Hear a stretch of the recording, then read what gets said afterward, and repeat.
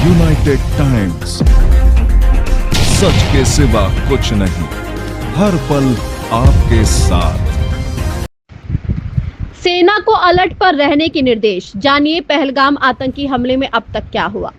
पहलगाम आतंकी हमले के बाद सरकार अलर्ट मोड में है। रक्षा मंत्रालय में हमले को लेकर बैठक हुई, जिसमें तीनों सेनाओं को अलर्ट पर रहने के निर्देश दिए गए हैं। सरकार ने सीसीएस की बैठक बुलाई है, जिसमें आगे की रणनीति पर चर्चा होगी। आइए जानते हैं कि पहलगाम आतंकी हमले में अब तक क्या क्या हुआ।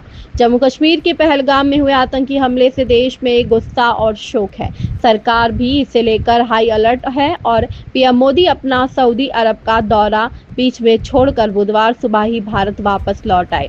पहलगाम हमले को लेकर बुधवार शाम 6 बजे सुरक्षा मामलों की केंद्रीय समिति की बैठक होगी। इससे पहले रक्षा मंत्रालय में भी रक्षा मंत्री राजनाथ सिंह की अध्यक्षता में एक बैठक हुई, जिसमें सेना के शीर्ष अधिकारी भी शामिल हुए।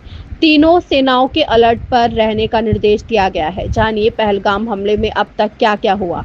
जम्मू कश्मीर के पहलगाम में मंगलवार दोपहर करीब 2:45 पर आतंकियों ने पहलगाम के बैसरन घाटी इलाके में 26 पर्यटकों की निर्मम हत्या कर दी। हमले की जिम्मेदारी लश्कर ए तैयबा से जुड़े आतंकी संगठन TRF ने ली है।